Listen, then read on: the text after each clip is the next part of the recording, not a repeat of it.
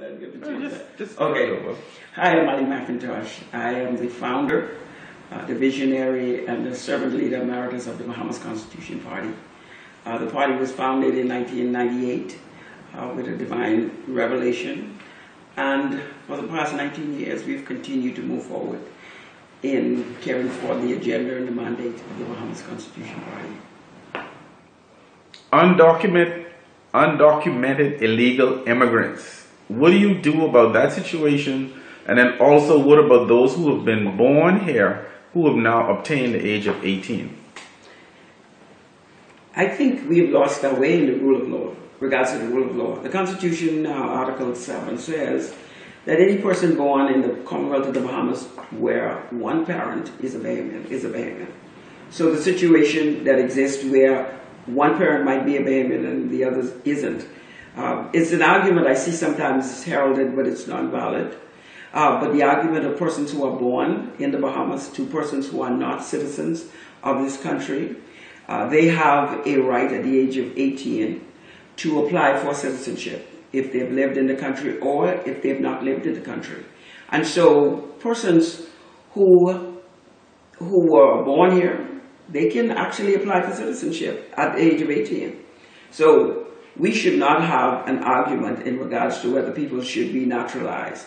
If there is a case where the law is not clear in regards to that, then we can always grant persons some level of status, like a permanent residency, if they've lived here all of their life, and allow them to continue to operate. But I think it is improper to have so many undocumented, unregulated persons in the society, because now you don't know where they are, you don't know who they are, and that becomes a problem.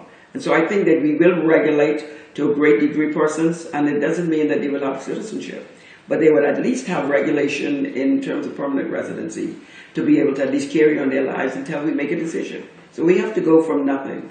We don't go from nothing to nothing. So the Bahamas Constitution Party is going to bring back a commitment to the rule of law, and we desire that people would consider the Bahamas Constitution Party.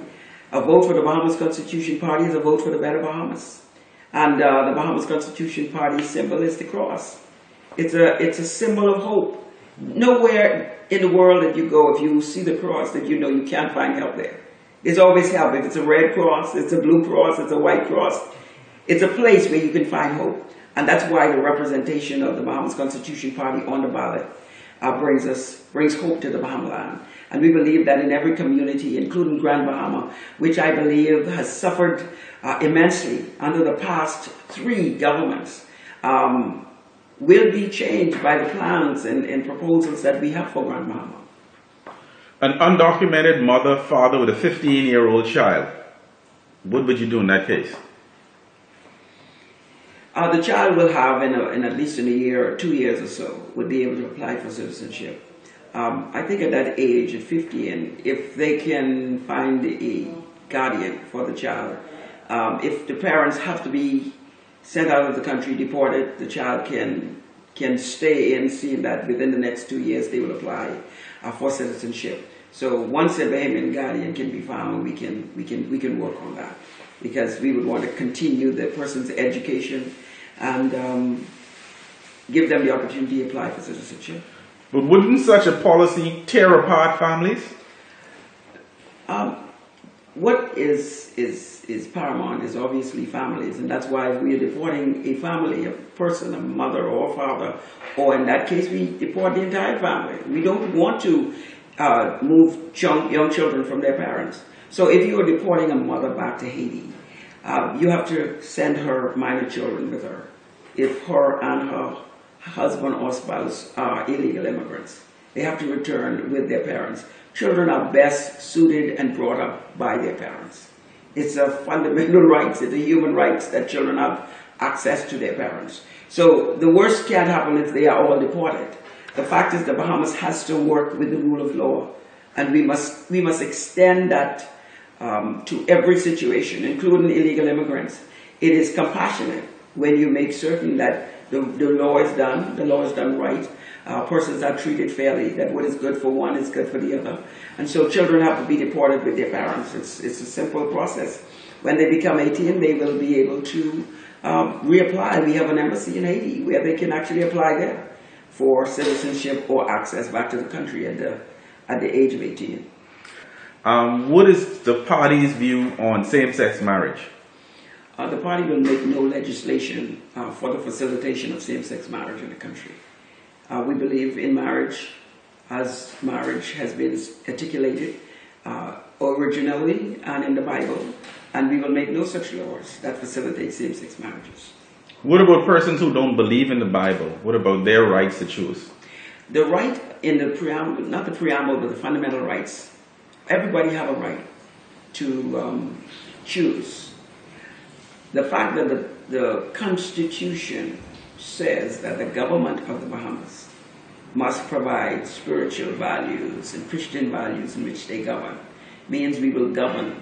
And part of Christian principles in the governance of the nation give everybody the right to choose a religion, whether they believe in God or not. They have a right to do that.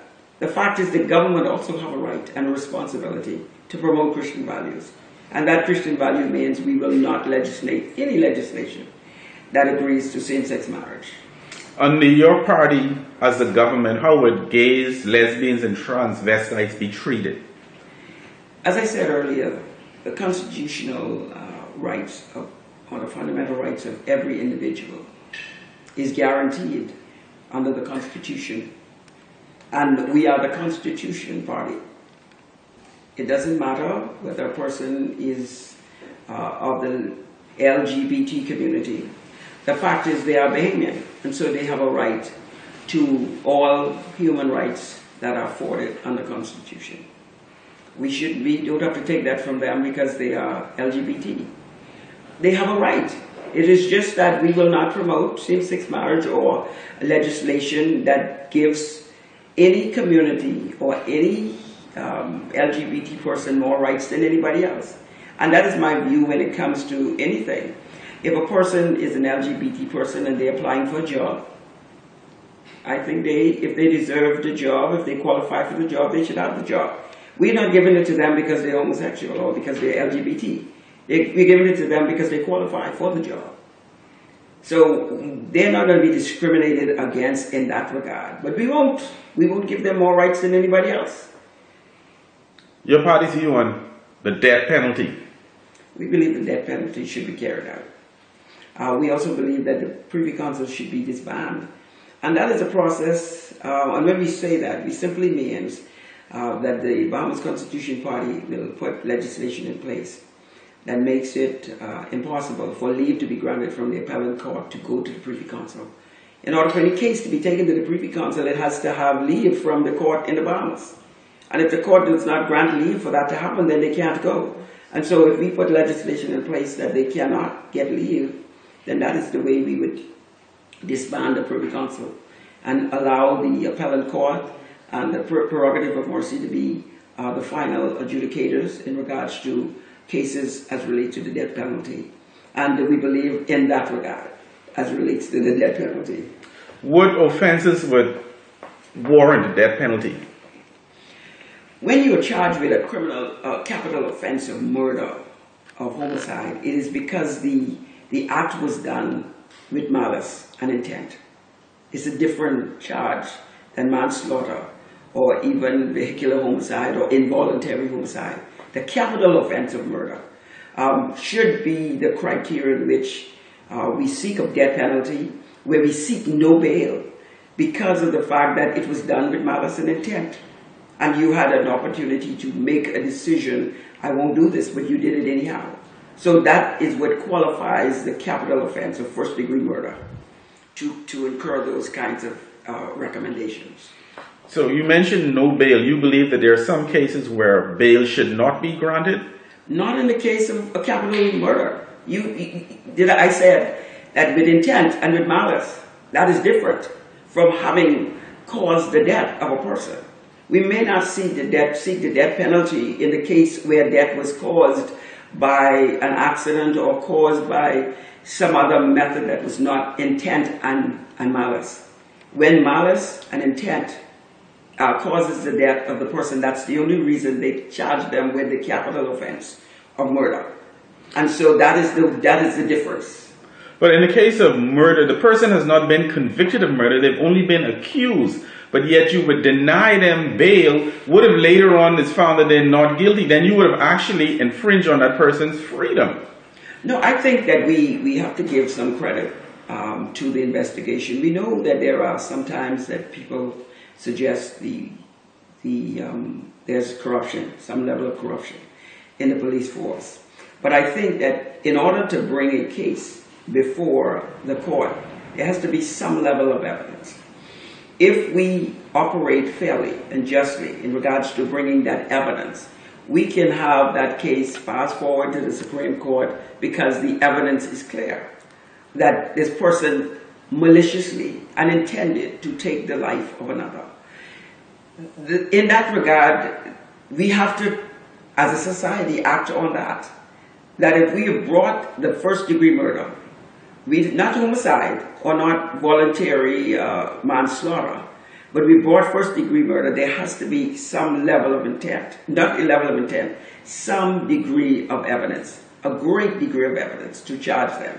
And that's the reason why we have determined with first-degree murder, where this capital offense, that we have to just take a step to say no bail and recommend the death penalty.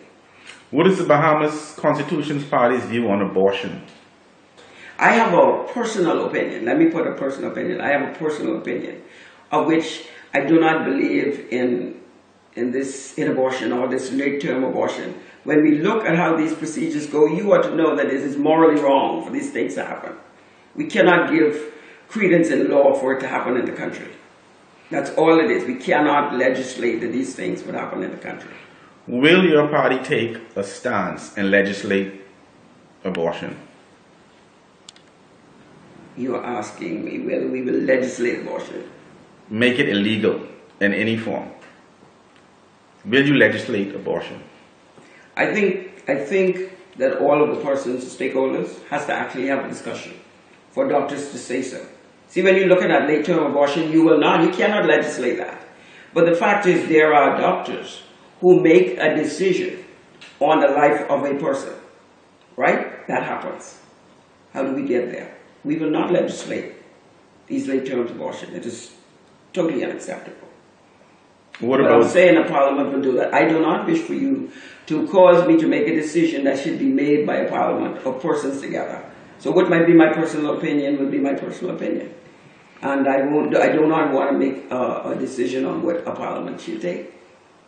I want to talk briefly about Grand Bahama. The people are hurting. People are frustrated. What can you do for Grand Bahama that will revitalize its economy? And then secondly, what about the rest of the Family Islands? Grand Bahama is in a very interesting, precarious position. And being here for the last couple of days, given me an opportunity to do just a little investigation in addition to the talk and the conversations that we've had. Grand Bahama can be changed, can be revitalized. What I want to analyze about Grand Bahama is, as I've looked around and realized that Grand Bahama itself, there are properties in Grand Bahama that has been damaged since Hurricane Jane and Francis, which is 13 years ago. There are buildings that are probably should have been demolished or that are derelict for quite some years, which means for the past 13 years, Grand Bahama economy began a slide downward. We've had several governments, the FNM, the PLP, the FNM, and we're back to the PLP, but at least 3 governments that have allowed the Grand Bahama economy to slide. People should consider what they do when they make a decision as to who they choose to put there for this reason. When a government ignores not only the community and its decline and refuse to do anything to it, you have to decide why would you put them back? What would you put them back for? We've seen what the PLP have done and what the FNM have done and what the PLP have done again. And we come to 2017 and Grand Bahama is in a very derelict state, despite the presence of the Grand Bahama Port Authority. What we believe will revitalize this economy is that Bahamians must have a stake in the Grand Bahama economy. I think that might be the worst problem and situation we created. So what we must do and what we have determined to do is, as a government, that we will ask for a request for proposals of Bahamians who can find joint venture capital, who can find loans outside of the country, and purchase all of the hotels in Grand Bahama. I think every hotel on this island should be owned by Bahamians. The fact that all of them have been neglected and have been just derelict even after the last hurricane. So if Bahamians can find joint venture capital, we'll invite them to go ahead and take over the property. The Bahamas Constitution Party will provide as much incentives to make certain that they succeed. Because if we're gonna change Grand Bahama, we're gonna have to make a big investment in it, and that part of that is the government must take responsibility. The other thing about Grand Bahama is a lot of people are displaced. This must not be a good sight or good feeling for many, even for the atmosphere in Grand Bahama. The Bahamas Constitution Party is determined as a government that it will make legislation as soon as we get in power to provide an executive order of sort to get the people back in their homes. Now we know a lot of persons have lost their homes. We want to get them back in their homes. When people are settled, they make better decisions. And because so many people are homeless, we have a very hopeless environment in the country. And for us to begin to move the society forward, we must put more people back in their homes. The fact that homes are sitting down empty is an indictment that we could not keep people, even with a mortgage relief plan, we could not keep people in their homes. Whatever funds that are left in terms of the mortgage relief, or even we will invest more to make certain that we resettle Grand Bahama. So we're going to have to invest in Grand Bahama and in a mass way. And that is resettling people in their homes, renegotiating with the banks in regards to getting those people to stay, bringing legislation that create what we could call a reverse mortgage, that the equity that has been in people's homes, even while some of them are still unemployed, that the equity can still be using. The banks are more concerned with their security than they are about your life. And so we want, as a government, to be responsible, to give the people a chance. And that's what the reverse mortgage is. Whatever the equity is, that the equity could begin to be used while the people are trying to find their way. But once they settle back in their home, it's going to create a different atmosphere within this community. The community and the equity for growth anyway. The community is going to begin to get more excited about how they can change their future.